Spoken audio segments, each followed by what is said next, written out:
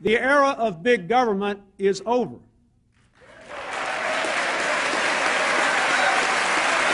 Well, here we are, folks. Last week, we watched the Republican National Convention, and this week has been the Democrats' turn. Now, the GOP convention was so predictable, so meat and potatoes, that there really wasn't much to comment on, even though I was looking for something. In essence, it was the theme of America is great, its people are great, there's no place in the world with more opportunity for more people than America, and don't let it slip away under the guise of big government's helping hand. That was pretty much it in a nutshell. But the DNC this week has been a little bit different for me. In fact, it was a little bit shocking that in a time of massive debt and failure of government on every hand, including wars we can't seem to win, bank regulators being snookered, trillion-dollar stimulus packages which fail to stimulate, ungodly amounts of money spent on schools with nothing to show for it, the war on poverty, the war on drugs, it goes on, but nonetheless, the redundant theme of the DNC has been the unveiled cry, we need more government, and in every corner of our lives. Forgive me, but, it's a little reminiscent of Katrina, There those people were, government failed them on every level. And yet there they stood, crying out for more government. It was just unbelievable. Now, last night, as Bill Clinton took the podium, it was different. It was a masterpiece in terms of a political cogent case laid out before the crowd of why Obama should be reelected. It was really remarkable. Bill Clinton gave that hall something they did not have before he spoke. And that was a reason to vote for Obama. Prior to this speech, people were basically running on fear. They were voting on party loyalty. They were voting on racial solidarity and even personal gain, what they stand to get from the government should Obama be elected.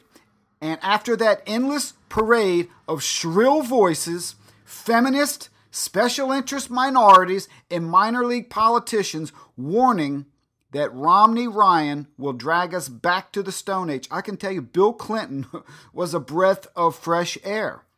Now, if you watched it, you saw Bill Clinton, he took the stage and he showed America once again why he is the most polished and articulate politician of our time.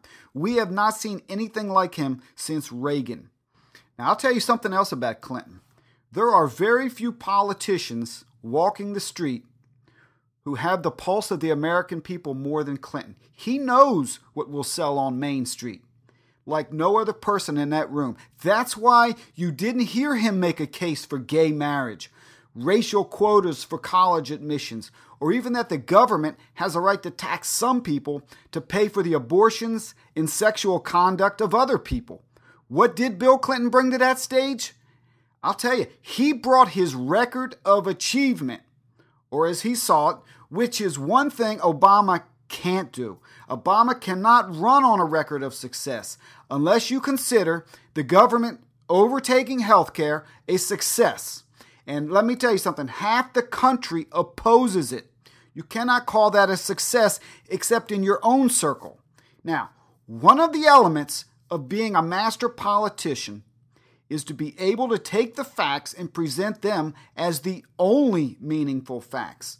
To hear Bill Clinton speak of his record of budgetary success last night, you would think it was all his brilliance and not the loss of both houses, the Senate and the House, 2 years into his first term. It had nothing to do with the Republican Revolution, which put him in a fiscal straitjacket.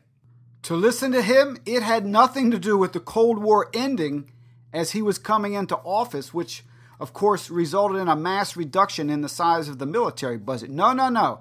It was all Bill Clinton. Now, another thing we didn't hear from Bill Clinton was his famous line, the era of big government is over. Now, shift blame and take credit. That, my friends, is what a skilled politician of any party can do. And none do it better than Clinton. But, you know, in a sad sort of way, Clinton positioned himself as the big brother, vouching for his unproven little brother, Obama, this scion, if you will. And I can't help but think somehow Obama's performance tonight will now be diminished or made to look second rate next to Clinton's. Not in the hall, but across America. He can't run on his record. He can't come out there and remind us that we are who we have been waiting for.